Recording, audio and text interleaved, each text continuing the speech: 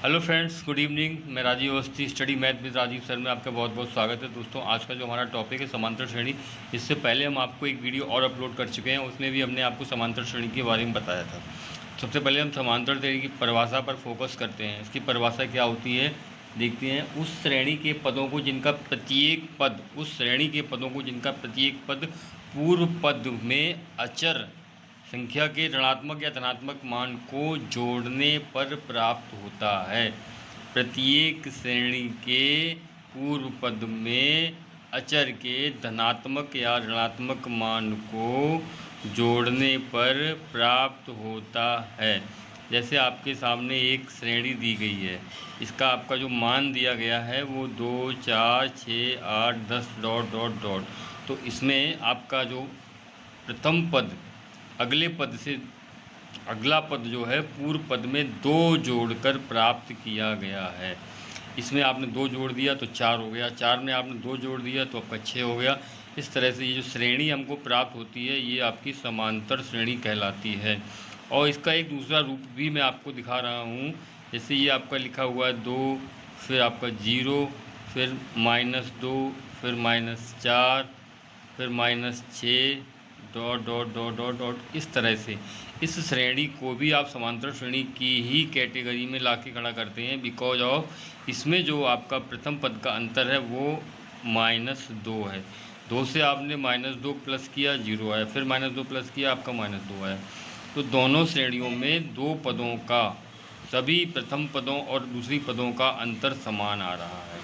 पहली वाली श्रेणी में आपका अंतर कितना आ रहा है +2, और दूसरी वाली श्रेणी में आपका अंतर कितना आ रहा है -2।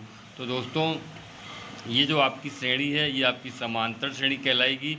और समांतर श्रेणी में 2 चीज़ें आपको ज्ञात होनी चाहिए।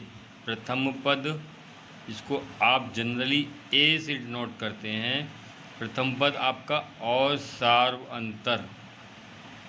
जो प्रथम पद का उत्तर पद से अंतर होता है उसको हम सार्वंतर या कॉमन डिफरेंस या डी बताते हैं।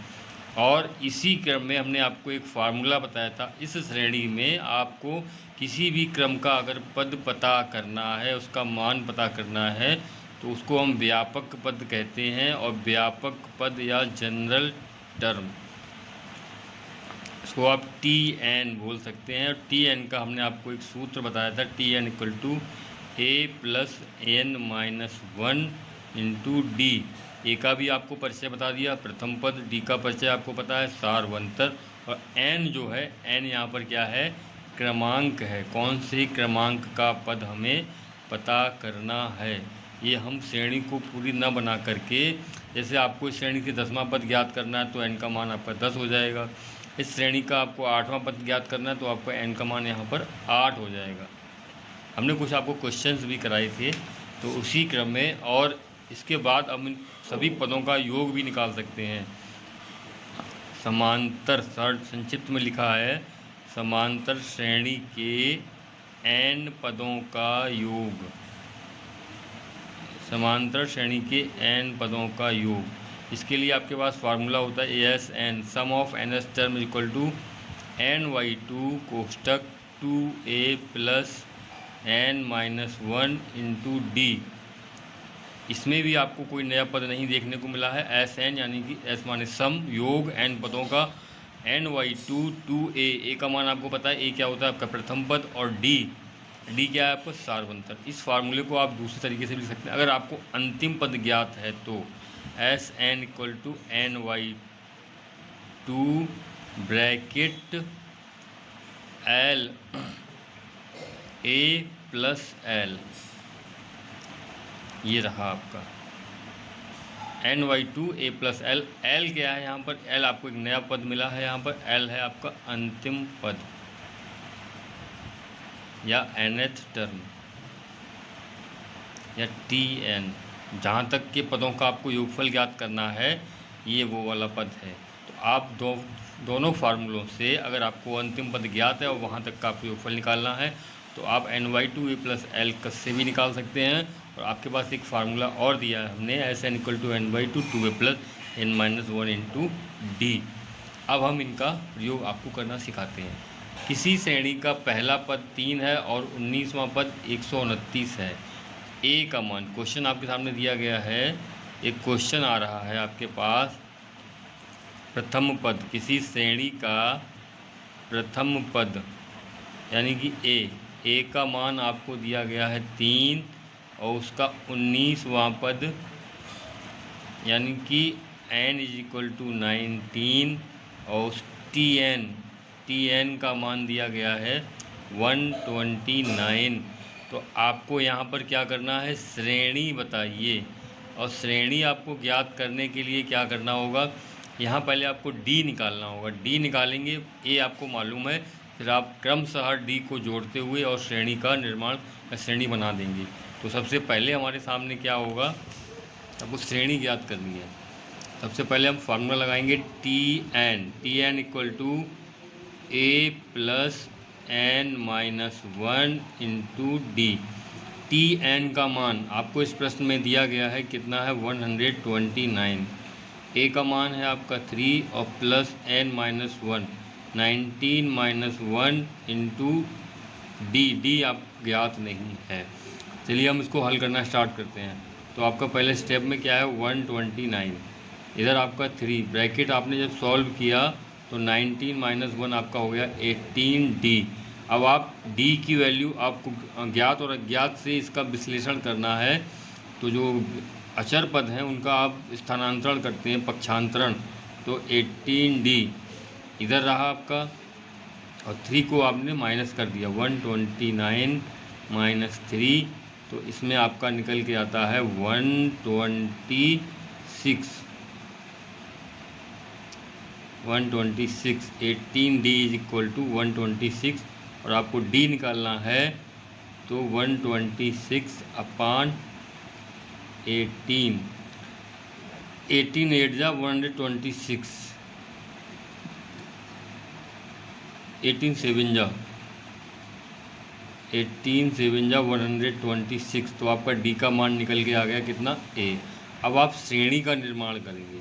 तो श्रेणी जो आपकी होगी कैसे बनाई जाएगी, प्रथम पद आपका हो गया a, यानी कि आपका कितना मान है इसमें 3, फिर a + d, फिर a + 2d, a + 3d। इस तरह से 3 या 4 आप पद लिख के डॉट कर देंगे तो आपकी श्रेणी बन जाएगी। a का मान आपका 3, a और d, 3 में आपने 7 जोड़ दिया, आपका मान 10 आ गया। अब आपने 10 में फिर 7 जोड़ दिए, आपका मान 17 आ गया। और 17 में आपने 7 जोड़ते हैं दोबारा से, तो आपका मान 24 आ रहा है। और डॉट करके ये रही हमारी श्रेणी, जिसका प्रथम पद a, 19वां पद 129 था। तो ये आपकी एक श्रेणी तैयार हुई, जो भी आपसे पूछा गया था। अब आपको फिर एक प्रश्न दिया गया है, एक अजीब तरह का। प्रतियोगी परीक्षाओं में कुछ नया पूछने की कोशिश रहती है। तो अब आपका जो अगला प्रश्न है उसमें आपसे कुछ अलग पूछने की कोशिश की गई है। बता रहे हैं पाँचवां पद जो है आपका 14 है और 12वां पद 0 है। 12वां पद आपका दिखा रहे हैं यहाँ पर 0। अब आपको श्रेणी की रचना करनी है। तो 5वां पद यानी T5 = a + 5 - 1 × d भी आपको ज्ञात नहीं है। और इधर आपका इसको आप जब सॉल्व करते हैं, इनके मान रखते हैं, तो T5 माने 14 मान है इसका। सॉरी, हाँ, ये 15 गलत लिख दिया हमने यहाँ पर। ये रहा आपका 14 और ये आपका रहा a भी आपको नहीं पता, a + 4d। इसको आप समीकरण नंबर 1 लिख दीजिए। अगला जो मान है T12, इसको आप कैसे निकालेंगे, a + 12 - 1 × d। T12 का मान आपका 0 दिया गया है। a का मान वैसे ही लिखेंगे आप, 12 में से घटाएंगे तो 11d। ये आपका दूसरा एक, इसको हम भी समीकरण मान लेते हैं। अब इन दोनों समीकरणों को युगपत समीकरण की सहायता से हल करते हैं। तो हम सबसे प्रथम में इन दोनों समीकरणों को अपने साथ लिख लेते हैं, एक साथ में। पहला समीकरण आपका है a + 4d = 14, समीकरण 1। दूसरा है a + 11d = 0, ये आपका समीकरण नंबर हो गया 2। अब आपने क्या करना है, चूँकि a का मान समान है कि गुणांक, तो लिख देंगे समीकरण 1 से समीकरण 2 घटाने पर, समीकरण 1 से समीकरण 2 आप घटाते हैं तो आपका मान मिलता है ऋणात्मक, ऋणात्मक और ऋणात्मक। ए से ए आपका घट गया और 4 से आपने 11 घटाए, 11 में से 4 घटाएंगे आप तो आपको मिलते हैं 7d, इसके माइनस के, और प्लस 14, 7d 14, तो आपका d की जो वैल्यू होगी यहाँ से आपको निकल के आएगी d = -2। अब आप d का मान -2 लेकर के आप a का मान ज्ञात कर सकते हैं। मैं यहीं पर आपको a का मान निकाल दे रहा हूँ, फिर आप इसके बाद आसानी से श्रेणी को बना सकते हैं। जैसे कि आपका प्रथम समीकरण था a + 4d = 14, a + 4d = 14, a का मान आपको नहीं पता है, d का मान मालूम है, a + 4 × -2 = 14। a का मान निकालने के लिए ये आपका जो मान -8 आएगा, इसको आप पक्षांतर करेंगे तो +8 हो गया, और 14 + 8 = 22। अब आप श्रेणी को बना सकते हैं। आपका a कितना है 22, तो आपका ये तो प्रथम पद हो गया 22।